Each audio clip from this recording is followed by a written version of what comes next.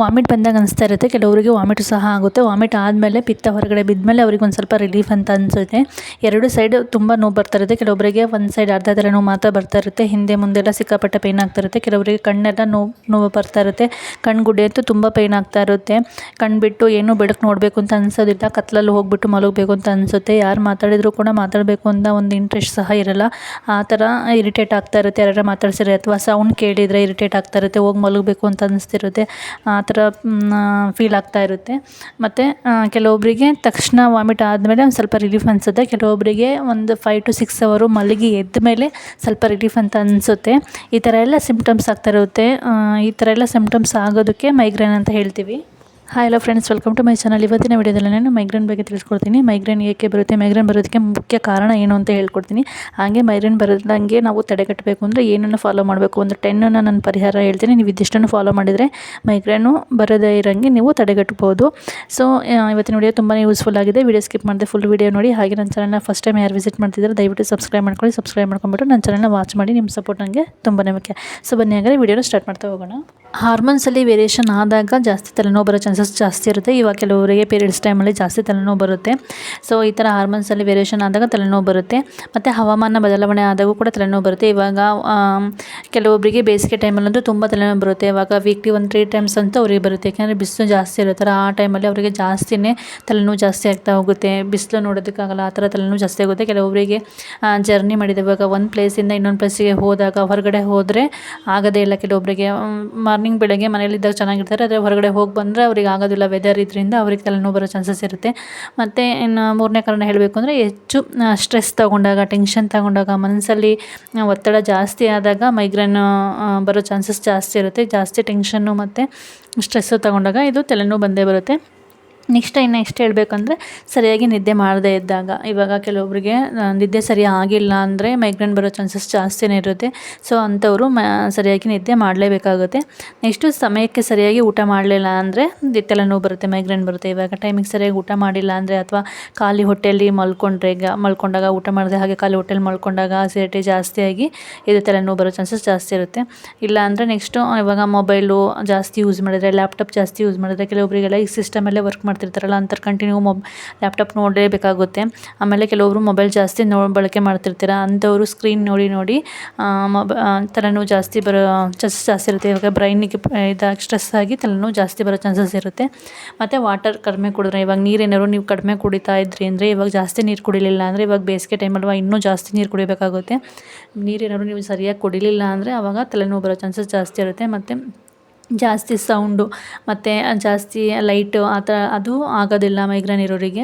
ಜಾಸ್ತಿ ಸೌಂಡು ಮತ್ತು ಲೈಟ್ ಬೆಳಕು ಅಥವಾ ಸೂರ್ಯನ ಬಿಸಿಲಿಗೆ ಹೋಗಿ ಏನಾದ್ರು ಜಾಸ್ತಿ ಕೆಲಸ ಮಾಡಿದಾಗ, ಸೂರ್ಯನ ಬಿಸಿಲಲ್ಲಿ ಜಾಸ್ತಿ ಓಡಾಡಿದಾಗ, ಸುತ್ತಾಡಿದಾಗ, ಈ ಥರ ಉರಿ ಬಿಸಿಲಲ್ಲಿ ಏನಾದ್ರು ನೀವು ಮಧ್ಯಾಹ್ನ 1:30-2 ಗಂಟೆ ಈ ಥರ ಜಾಸ್ತಿ ಬಿಸಿಲಿರೋ ಟೈಮಲ್ಲಿ ನೀವೇನಾದ್ರು ಹೊರಗಡೆ ಕೆಲಸ ಮಾಡೋಕ್ಕೆ ಹೋದಾಗ ಇದು ತಲೆನೋವು ಬರೋ ಜಾಸ್ತಿ ಇರುತ್ತೆ.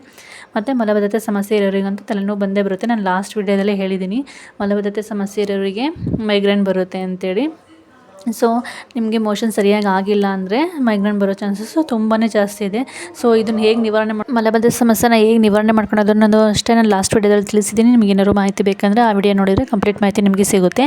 ನೆಕ್ಸ್ಟು ಅಜೀರ್ಣ ಸಮಸ್ಯೆ ಇರೋರಿಗೂ ಅಷ್ಟೇ ಮೈಗ್ರೇನ್ ಬರುತ್ತೆ. ಅವ್ರು ತಿಂದಂಥ ಆಹಾರ ಸರಿಯಾಗಿ ಜೀರ್ಣ ಆಗಲಿಲ್ಲ ಅಂದರೆ ಅಜೀರ್ಣ ಸಮಸ್ಯೆಯಿಂದ ಮೈಗ್ರೇನ್ ಜಾಸ್ತಿನೇ ಆಗ್ತಾ ಹೋಗುತ್ತೆ. ಸೊ ಇದಿಷ್ಟು ರೀಸನ್ಸಿಂದ ಮೈಗ್ರೇನ್ ಬರೋ ಚಾನ್ಸಸ್ಸು ಇದೆ. ಇದಿಷ್ಟು ರೀಸನ್ಸ್ ಆಯಿತು. ಇವಾಗ ಏನು ಪರಿಹಾರ ಮಾಡ್ಕೊಬೋದು, ಮೈಗ್ರೇನ್ ಸಮಸ್ಯೆನ ನಾವು ನಿವಾರಣೆ ಮಾಡ್ಕೊಬೇಕು ಅಂದರೆ ಏನು ಪರಿಹಾರ ಮಾಡ್ಕೊಬೋದು ಅಂತ ಇವಾಗ ಒಂದೊಂದೇ ಹೇಳ್ತಾ ಹೋಗ್ತೀನಿ.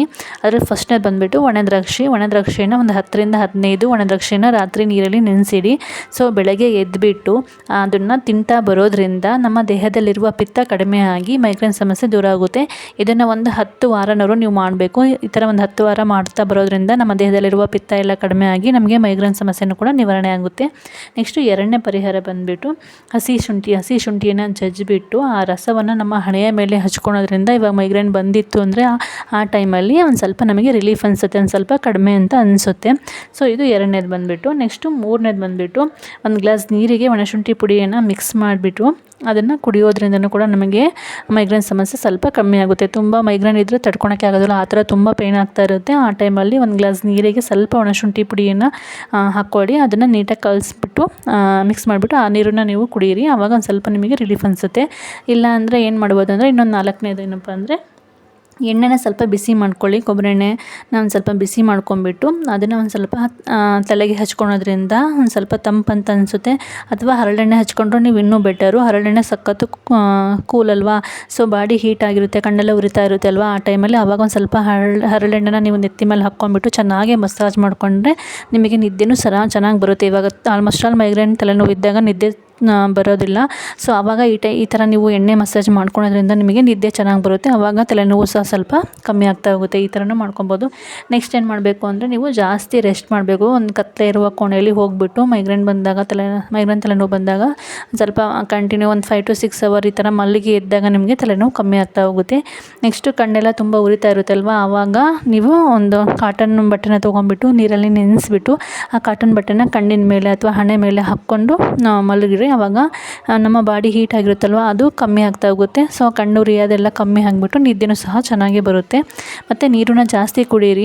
ಮೈಗ್ರೇನ್ ಇರೋರು ನೀರು ಕಮ್ಮಿ ಕುಡಿದ್ರೆ ಮೈಗ್ರೇನ್ ಜಾಸ್ತಿ ಬರ್ತಾ ಹೋಗುತ್ತೆ. ವೀಕ್ಲಿ 1-2 times ಈ ಥರ ಬರ್ತಾ ಹೋಗುತ್ತೆ.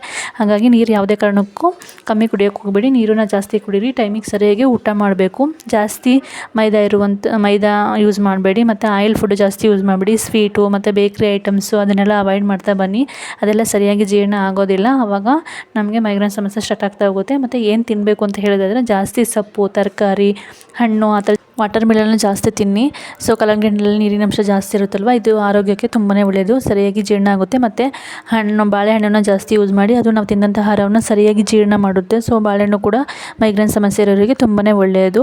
ಮತ್ತು ನಾರಿನಂಶ ಇರುವಂತಹ ತರಕಾರಿಗಳನ್ನ ಜಾಸ್ತಿ ತಿನ್ನಿ. ನಾರಿನಂಶ ಇರುವ ತರಕಾರಿಗಳು ಯಾವುವು ಅಂತ ನಾನು ಲಾಸ್ಟ್ ವಿಡಿಯೋದಲ್ಲಿ ಹೇಳಿದ್ದೀನಿ. ನಿಮಗೇನಾದ್ರು ಇದ್ರ ಬಗ್ಗೆ ಮಾಹಿತಿ ಬೇಕು ಅಂದರೆ ಆ ವಿಡಿಯೋ ನೋಡಿದರೆ ನಿಮಗೆ ಸಾಕಷ್ಟು ಮಾಹಿತಿ ಸಿಗುತ್ತೆ. ಇದ್ರ ಜೊತೆಗೆ ನೀರನ್ನು ಜಾಸ್ತಿ ಕುಡೀರಿ. ನಾವು ಎಷ್ಟು ನೀರು ಕುಡಿತೀವೋ ಅಷ್ಟು ನಮ್ಮ ಆರೋಗ್ಯಕ್ಕೆ ಒಳ್ಳೆಯದು. ನಾವು ತಿಂದಂಥ ಆಹಾರ ಸರಿಯಾಗಿ ಜೀರ್ಣ ಆಗುತ್ತೆ. ಆವಾಗ ನಮಗೆ ಯಾವುದೇ ಥರ ಹೆಲ್ತ್ ಇಶ್ಯೂಸ್ ಬರೋದಿಲ್ಲ.